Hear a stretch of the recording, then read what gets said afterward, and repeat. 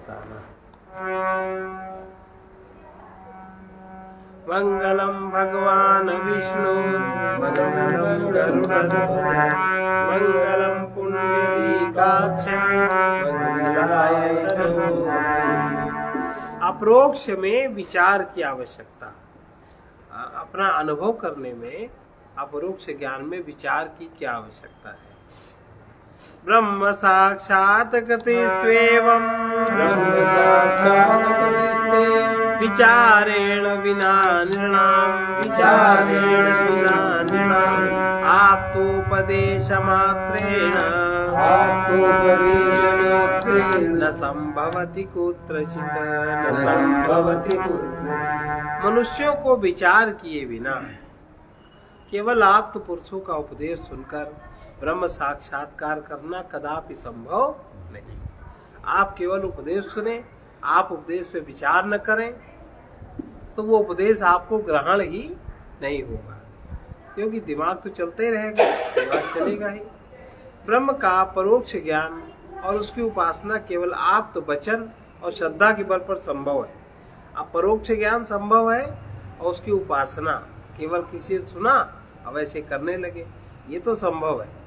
शास्त्र और उसे यथार्थ रूप से समझाने वाले पुरुष के वचन आप्त वाक्य कहलाते हैं।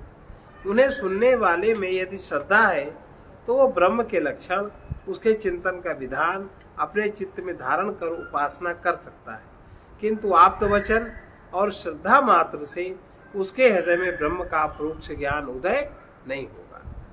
उसके लिए विचार की नितांत आवश्यकता है। विचार करने का तात्पर्य है सत और असत का विचार। हृदय में विभक्त रूप से उपलब्ध और क्षण क्षण परिवर्तित होने वाली वृत्तियों से पृथक नित्य और अविभक्त साक्षी चैतन्य को अपने स्वयं के अस्तित्व रूप में पहचान कर उसी में एक निष्ठा रखना विचार कहलाता है। विचार किसे कहते हैं? विचार करने का तात्पर्य यह है सत और असत का विचार।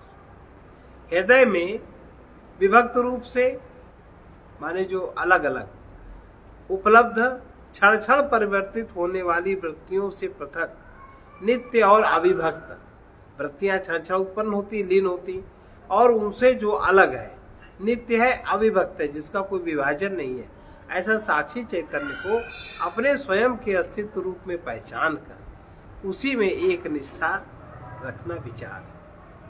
परोक्ष ज्ञानम श्रद्धा प्रतिबदनाति नेतरत अविचारो अपरोक्षस्य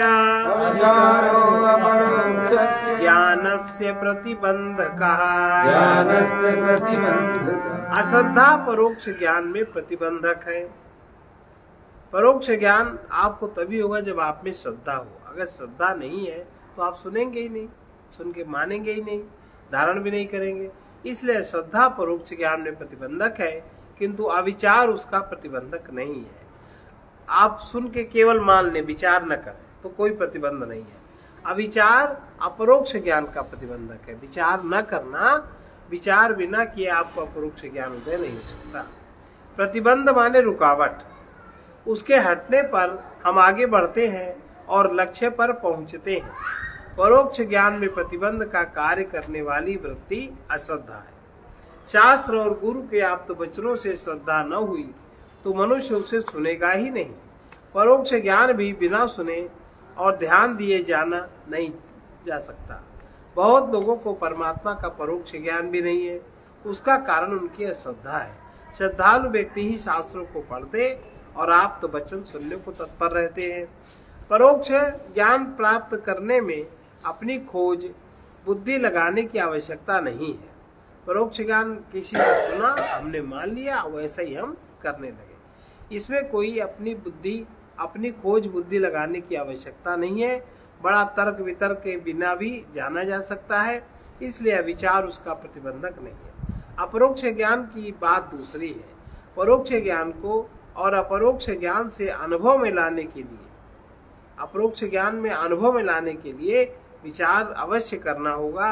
विचार नहीं करेंगे तो हृदय में स्थित न आत्मा का दर्शन हो सकता है और ना ही परमात्मा का दर्शन हो सकता है। इसलिए अपरोक्ष ज्ञान में अविचार प्रतिबंधक है। और विचार करने का तात्पर्य है सत असत का विचार। हृदय में जो विभक्त रूप से उपलब्ध क्षण क्षण परिवर्तित होने वाली अनेक प्रकार की वृत्तियां पृथक नित्य और अविभक्त साक्षी चैतन्य को स्वयं अपने अस्तित्व रूप में पहचान कर उसी में एक निष्ठता रखना, साक्षी चैतन्य का अविभक्त रूप पहचान कर उसी में एक निष्ठा रखना, उसी में बुद्धि को स्थित करना, ये विचार कहलाता है। विचार्याप्यापरोक्षेण ब्रह्मात्मानं न वेत्ति चेत् अपरोक्षावसानत्वात् भूयो भूयो विचारेत्।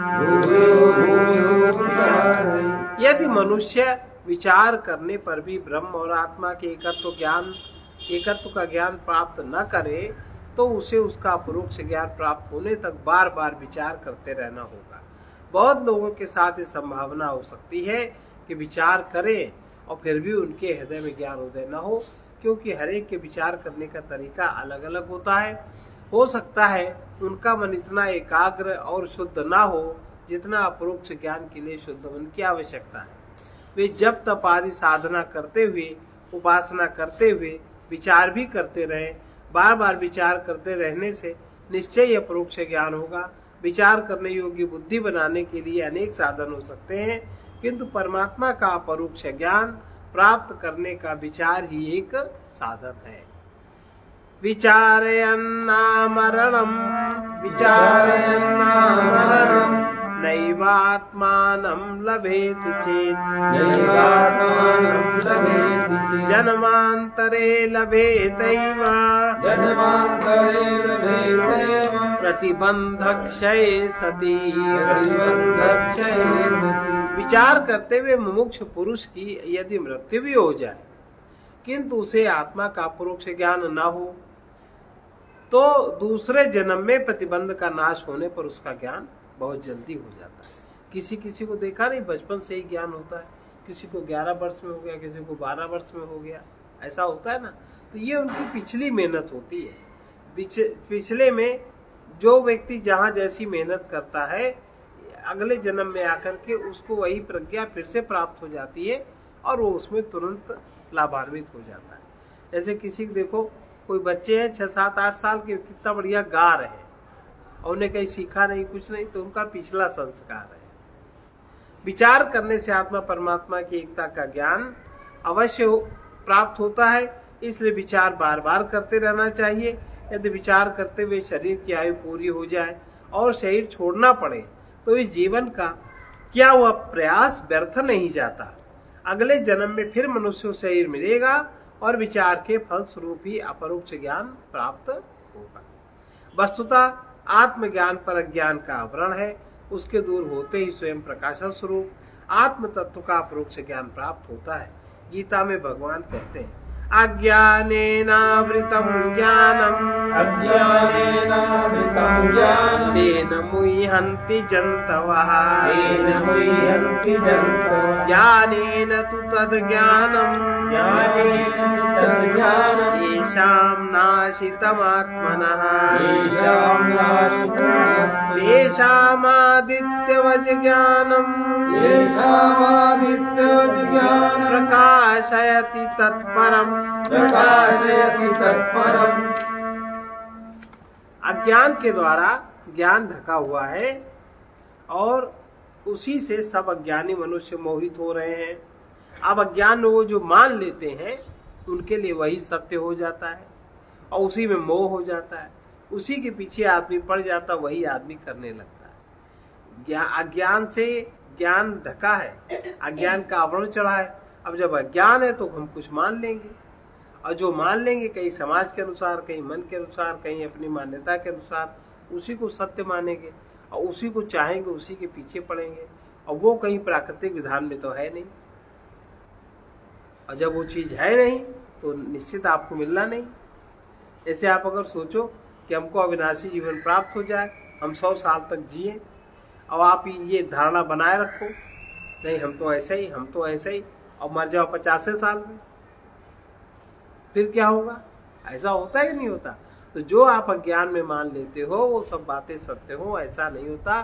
कोई कोई बात कभी कभी तुक्कड़ लग गई सो लग गई, लेकिन कोई भी बात अज्ञान की सत्य नहीं होती, और इसीलिए मनुष्य परेशान होता है। अहंकार उसका वही चाहता है, फिर अहंकार ही दुखी होता है, सुखी होता है, और अनेक प्रकार के जो कर्म करता है ज्ञान के कारण, फिर उनका उसको भोग तो करना ही पड़ता है। अज्ञान के द्वारा ज्ञान ढका हुआ है, उसी से सब अज्ञानी मनुष्य मोहित हो रहे हैं। परंतु जिसका वो अज्ञान आत्मा के तत्व ज्ञान द्वारा नष्ट हो गया है, उसका वो ज्ञान सूर्य के सदृश आत्मा को प्रकाशित करता है। अर्थात जिसकी बुद्धि साक्षी तत्व में स्थित हो गई, जो अपरिवर्तनीय तत्व है, जो आत्मा के ज्ञान का निरंतर प्रकाशवान स्वरूप है, जिसको कोई भी जान सकता है, देख सकता है, समझ सकता है, उसमें बुद्धि का स्थिर होना ही आत्म साक्षात्कार या ज्ञान है। जैसे सूर्य पर छाए बादल का आवरण उसे ढक लेता है, और उस आवरण के हटने पर प्रकाश स्वरूप सूर्य दिखाई देने लगता है, ऐसे ही अविद्या रूप प्रतिबंध से आत्मज्ञान बाधित है। उसके दूर होते ही ब्रह्म और आत्मा की एकता का ज्ञान स्वयं प्रकाशित होने लगता है। ये आवरण चाहे जीवन में हटे अथवा अनेक जन्मों के बाद हटे, हमें आत्मचिंतन में लगे रहना चाहिए।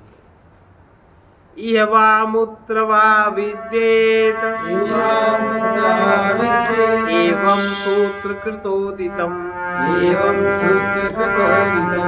शृण्वन्तोऽप्यत्र बहवो यन्न विद्युरिति श्रुति।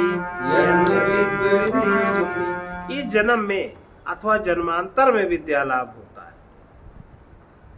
जरूरी नहीं कि विद्या लाभ आपको इसी जन्म में हो जाएगा, प्रयास करेंगे तो अगले जन्म में होगा। इस जन्म में अथवा जन्मांतर में विद्या का लाभ होता है, ऐसा सूत्रकार ने कहा।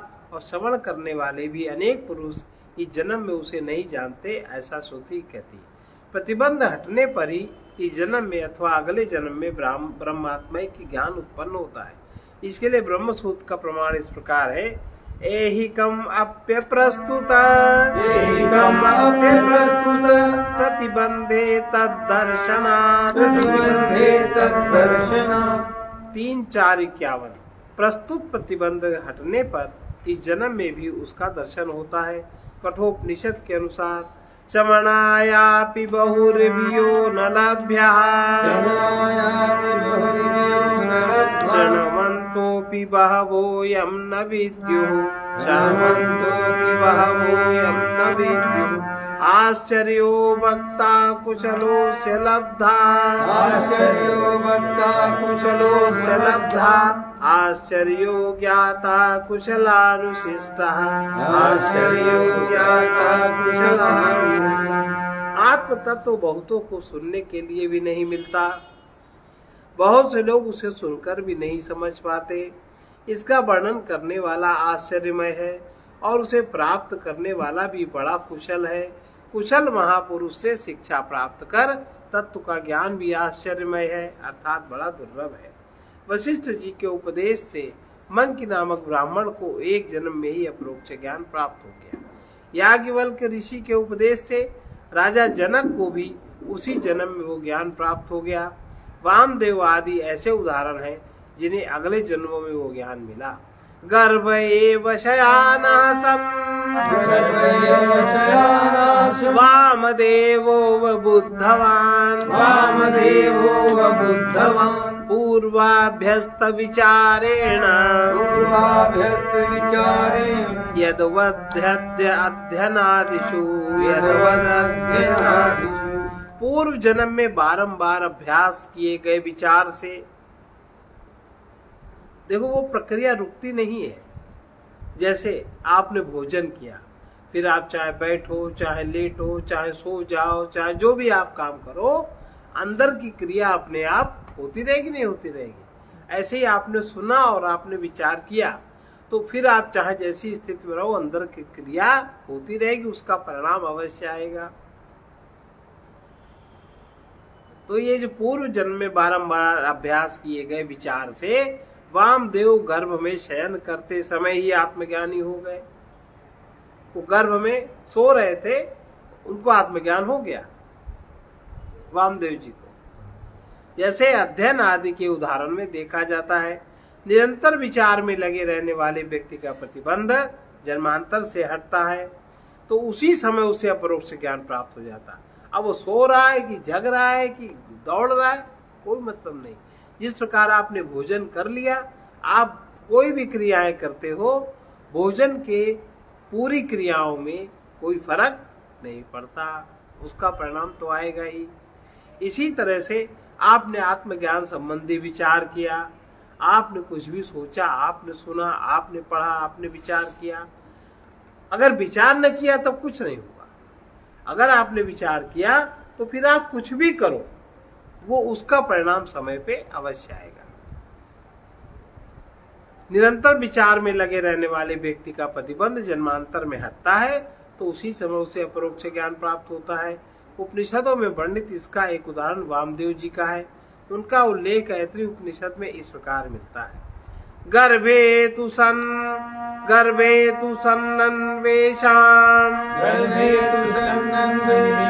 वेदमहं देवानां जनिमानि विश्वा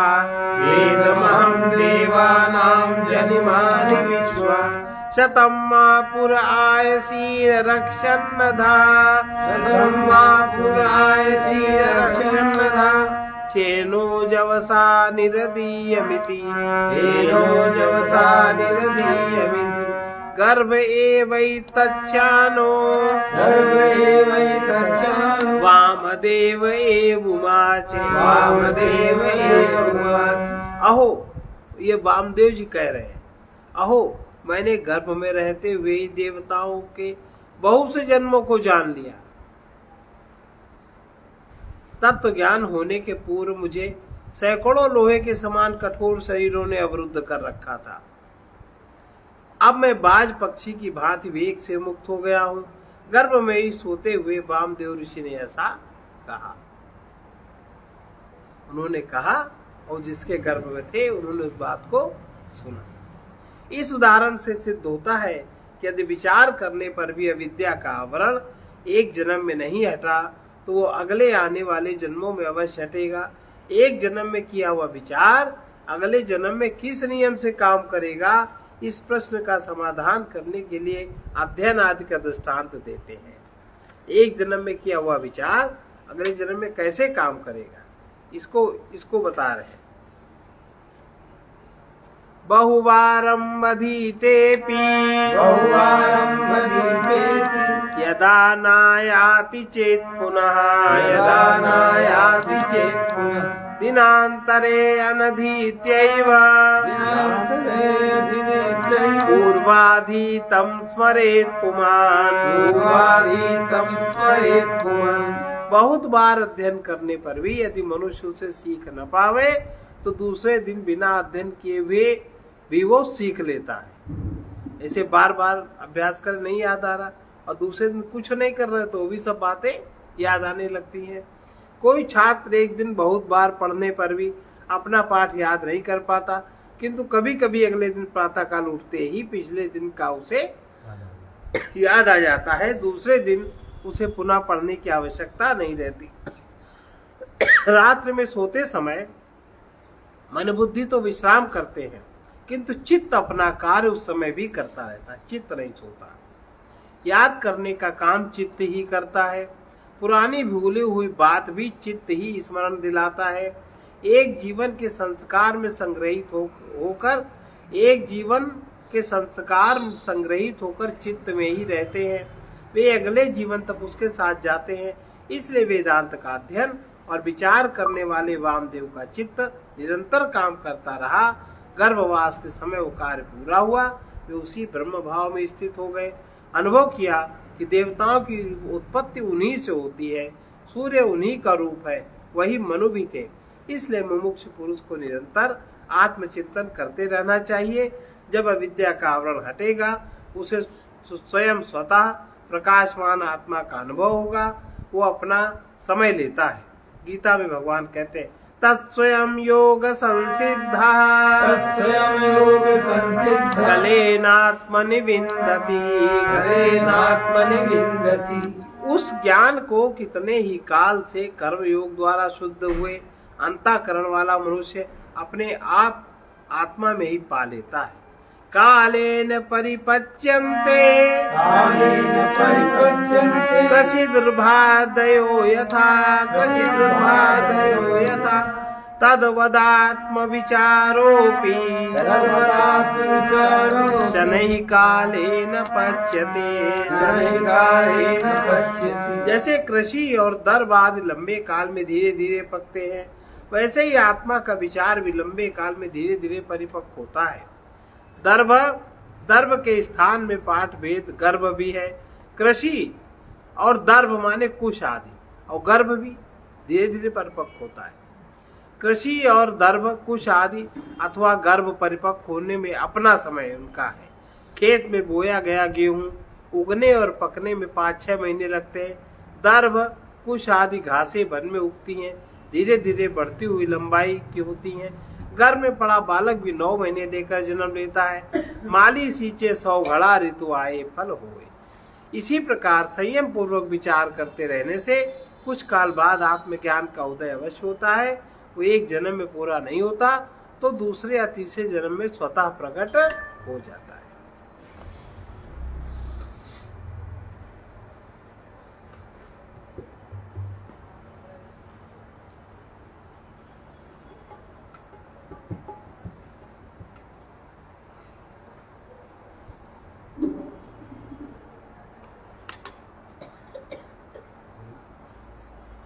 तो देखो महाराज जी का पड़ा हुआ बीज कितने 1000 साल लगे पकने में लगे, और इस जन्म में उनका सब फूट पड़ा है ना।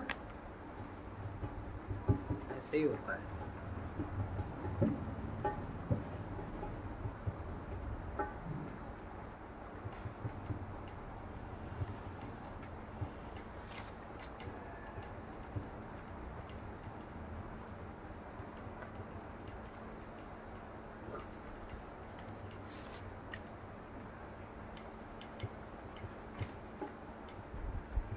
हम बड़े भाग्यवान हैं भगवान की हम बड़े भाग्यवान हैं भगवान की सुनते हैं।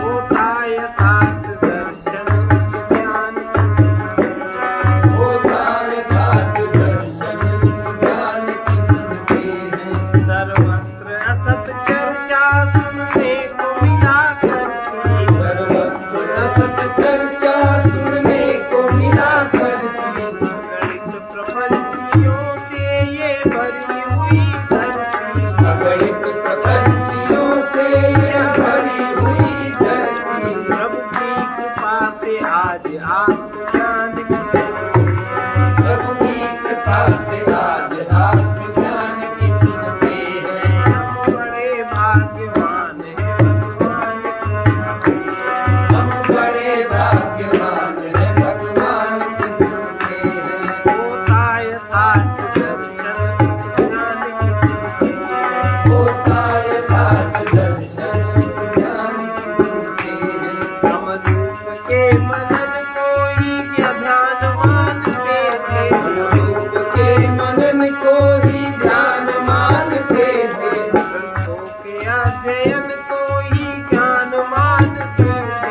ग्रंथों के अध्ययन को ही ज्ञान मानते थे। पर ये है जानकारी विद्वान पर ये है जानकारी विद्वान की सुनते हैं। हम बड़े भाग्यवान हैं भगवान की हम बड़े भाग्यवान हैं भगवान की सुनते हैं। आसक्त हो चुके हैं जन धन में सुखी होकर, आसक्त हो चुके हैं जन धन में सुखी होकर। अब मुक्ति चाहते हैं बंधन से दुखी होकर। अब मुक्ति चाहते हैं बंधन से दुखी होकर। तब विरत के लिए स्वधर्म दान की विरत के लिए स्वधर्म दान की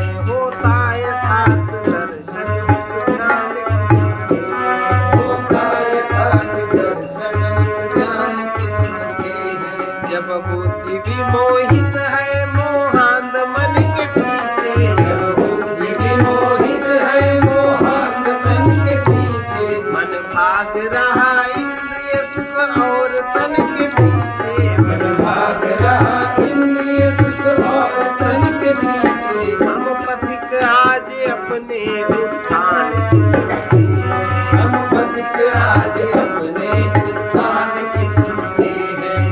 बड़े भाग्यवान हैं भगवान की सुनते हैं। हम बड़े भाग्यवान हैं भगवान की सुनते हैं। होता है सात दर्शन उस ज्ञान की सुनते हैं।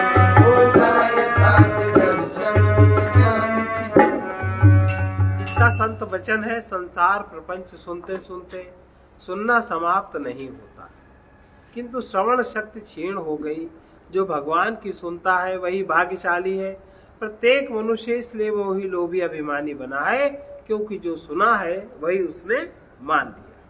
सर्वे भवन्तु सुखिनः, सर्वे भवन्तु सुखिनः, सर्वे सन्तु निरामयाः, सर्वे सन्तु निरामयाः, सर्वे भद्राणि पश्यन्तु, सर्वे भद्राणि पश्यन्तु, मा कश्चित् दुःखभाग् भवेत्, मा कश्चित् दुःखभाग् भवेत्। कृष्णाय वासुदेवाय, कृष्णाय वासुदेवाय, हरे परमात्मने, हरे परमात्मने, प्रणतक्लेशनाशाय, प्रणतक्लेशनाशाय, गोविन्दाय नमो नमः। गोविन्दाय नमो नमः। असतो मा सद्गमय, असतो मा सद्गमय, तमसो मा ज्योतिर्गमय, तमसो मा ज्योतिर्गमय, मृत्योर्मामृतं गमय। नित्योर्मामृतं गमय। ॐ पूर्णमदः पूर्णमिदं पूर्णात् पूर्णम्